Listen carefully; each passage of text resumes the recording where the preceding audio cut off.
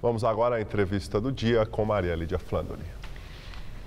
2014 não está sendo ano fácil para o Partido dos Trabalhadores, que em preparativos para o 5º Congresso Nacional faz balanço e elabora projetos futuros.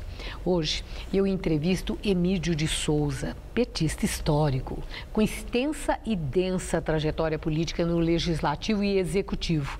E é também o presidente estadual do PT de São Paulo. Muito obrigada por estar conosco.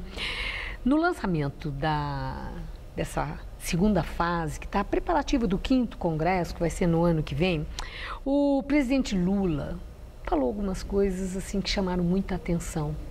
E ele disse aos petistas presentes que o PT deve representar o seu papel na sociedade, deve voltar a construir sonhos e utopias. Então essa é a largada da nossa entrevista. Qual é o papel do PT hoje na sociedade brasileira? Eu acho que as palavras do presidente Lula, Maria Lídia, ela diz tudo. O presidente Lula é um homem de visão e o PT é um partido que fez muito pelo Brasil e o Brasil reconhece isso. Agora, o PT também cometeu erros e tem, vamos dizer, ele precisa voltar a despertar nas pessoas a ideia da utopia, a ideia de que o país pode ser melhor, de que as pessoas podem confiar no PT, confiar no Brasil, sabe? E eu acho que essa é a nossa tarefa. O 5º Congresso está, vamos dizer, está pensado nesse sentido. O nosso esforço nesse momento, não só na direção nacional, mas em todos os diretórios estaduais, municipais, também é nesse sentido, é entender o recado das urnas. Olha, então quando o senhor fala, quando o Lula falou, quando Gilberto Carvalho falou para mim que o PT cometeu erros, o PT é como um ser adulto que comete erros e tem que fazer aí um estudo desses erros. O senhor acabou de falar isso também. Há erros e erros. Vocês assumem erros de alguns militantes importantes, lideranças do PT, como erros do partido, ou aí separam erro de algumas pessoas, tem gente que até foi caçada, ou erros de enfoque, de visão política partidária do próprio partido? Eu acho que tem as duas coisas. Na maior parte das vezes, o que acontece são militantes, porque um partido, vamos lembrar que ele é feito de homens e homens e mulheres são falíveis, sabe, podem cometer erros.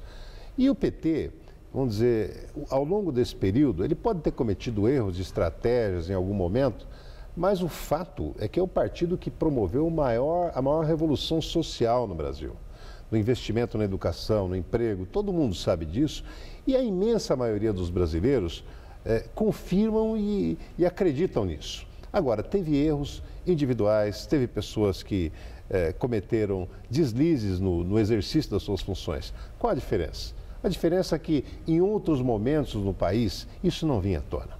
Esse governo permitiu que as coisas acontecessem, que mesmo cortou na própria carne, permitiu que não viu quem era o cargo que as pessoas ocupavam, e quem tinha que ser punido foi punido e continuará sendo assim. A própria presidenta Dilma já disse: não ficará pedra sobre pedra, vamos investigar o que precisa ser investigado. Agora também tem que fazer a ressalva que quem investiga não é com autorização da Presidente da República.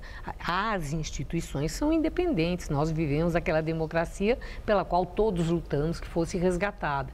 É Ministério Público, é Polícia Federal. Mas isso é verdade, né? Maria. Então, quando ela fala isso, a presidente, vocês, eu fico com a impressão que existe um exagero em querer atribuir à presidente a independência da Polícia Federal e do Ministério Público.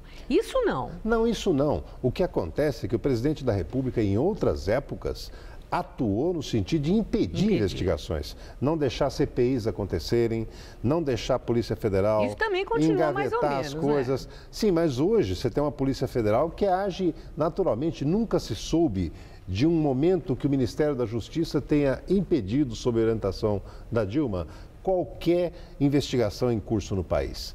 Porque vai atingir o figurão A, o figurão B, isso nunca aconteceu. E eu acho que é nesse sentido, é um governo que não teme ser investigado, não teme punir quem precisa ser punido.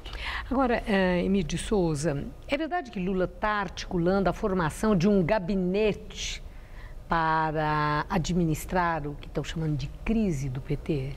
Olha, gabinete de crise é uma coisa que todos os partidos têm e ele funciona informalmente. Não é que vai se criar um gabinete no sentido, olha, fulano, cicrano, beltrano.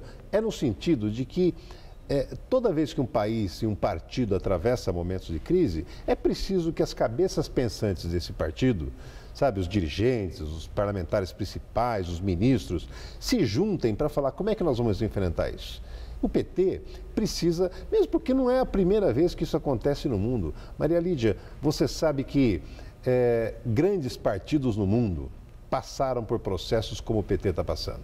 Não só partidos de esquerda, o Partido Republicano Americano, o Partido Trabalhista Inglês, o Partido Socialista Francês, o Partido Comunista Italiano, o partido do Felipe González na Espanha. Foram crises que precisaram de uma reflexão profunda para depois ele voltar a representar aquilo que ele representa. E eu acho que com o PT vai ter que acontecer isso. O PT vai ter que passar por um momento, sabe, de reflexão para apontar novos caminhos para o país. Lideranças petistas têm falado, e aqui no Jornal da Gazeta, sobre a necessidade do PT chegar até os jovens, de atrair os jovens. O próprio presidente Lula, esses jovens que estão lá inseridos no mundo digital. E então, conseguir atrair os jovens.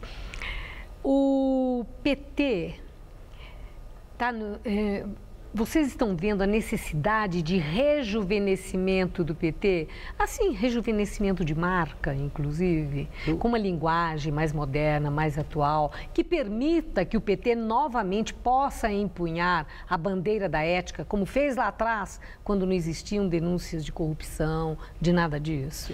Eu acho que pode e precisa. O PT precisa saber interpretar o que é o sentimento da juventude. Sabe, a aspiração dessa nova juventude que o próprio PT muitas vezes criou oportunidades no ProUni e em outros lugares. Na questão da corrupção, o PT vai precisar dizer muito claro, sabe, primeiro que ele é um partido que continua defendendo as bandeiras da ética. E isso precisa ser transformado em ações muito concretas.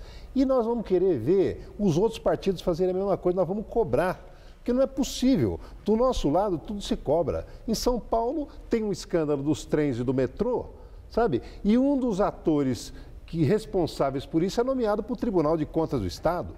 Quer dizer, como é que pode isso? A sociedade vai cobrar só o PT? Acho que tem que cobrar.